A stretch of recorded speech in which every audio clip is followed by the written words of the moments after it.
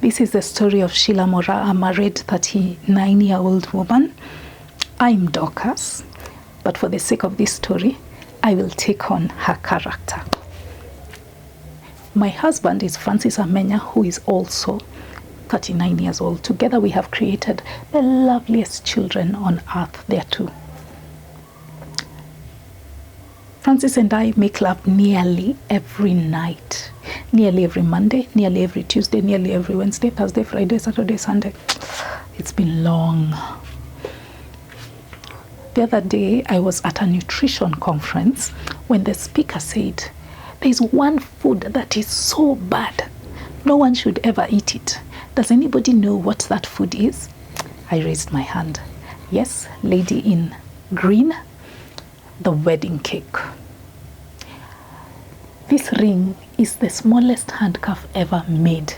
If a man opens a car door for a woman, you can be sure of two things. Either the car is new or the wife is new.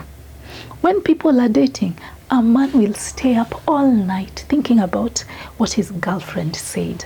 But when they get married, he falls asleep as soon as she starts speaking. I always didn't think like this. Back when I was in campus, I believed in the institution of marriage. In fact, I approached Francis. Oh, so you do accounts. Does that mean you're good in algebra? Yes, sure. Then maybe you can replace my ex without asking why. In terms of looks, Francis is aesthetically challenged. His forehead is so big, helicopters mistake it for a landing strip. If he enters a haunted house, he'll come out with a job. Even his personality does not redeem him. He's an accountant. If I lose sleep, I just ask him to tell me about his job.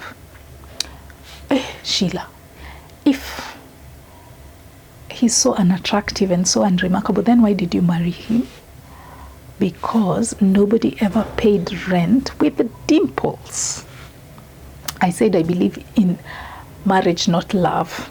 I married for money. Speaking of money, Francis lent me 500,000 shillings 10 years ago to buy a parcel of land in Kamulu.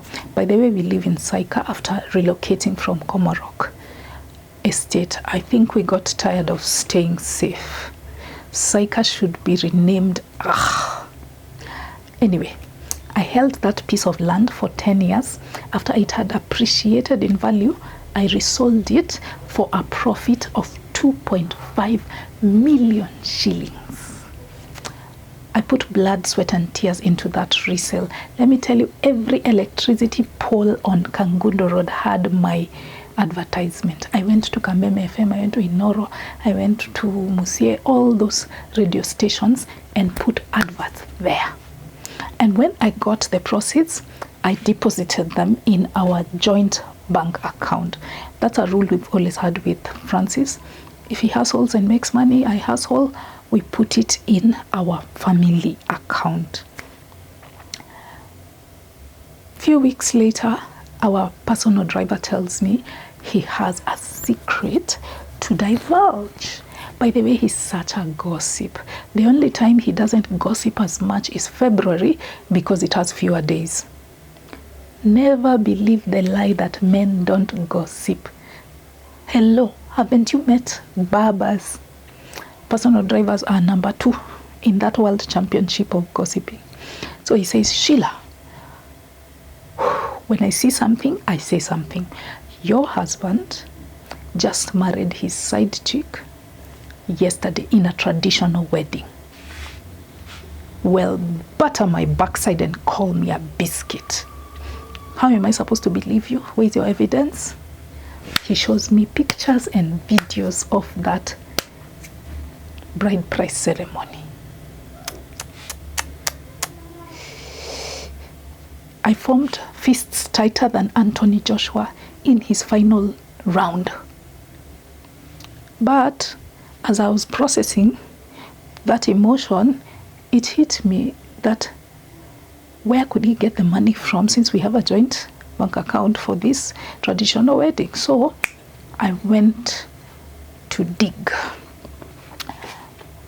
A jealous woman can do better research than the FBI. When I went to the bank, they told me that they used to get my signatures. So it seems as though Francis had been forging my signatures to withdraw the funds. I was a rat building rat traps.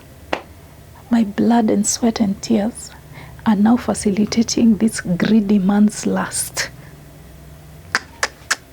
The demon inside me awakened, hungry and green-eyed, scratching the insides of my stomach with sharp claws. I wanted to take Francis and throw him to the bottom of the sea so that humanity would be better off and the fish was off. But I couldn't harm him. Neither could I divorce him because I'm a stay-at-home mom and I need to think about my kids. But then you would wonder, what about intimacy? I would rather put my finger in a pencil sharpener and crank away than let that man touch me. But then, wouldn't you suffer? Because he's getting his needs met with his second wife. Well, that's where Austin comes in. He's my scratch for the itch. I pulled a Francis on Francis. So that's how I wound up here. This is why I have no faith in this institution of marriage. In fact, marriage and overweight people are the same. They both don't work out.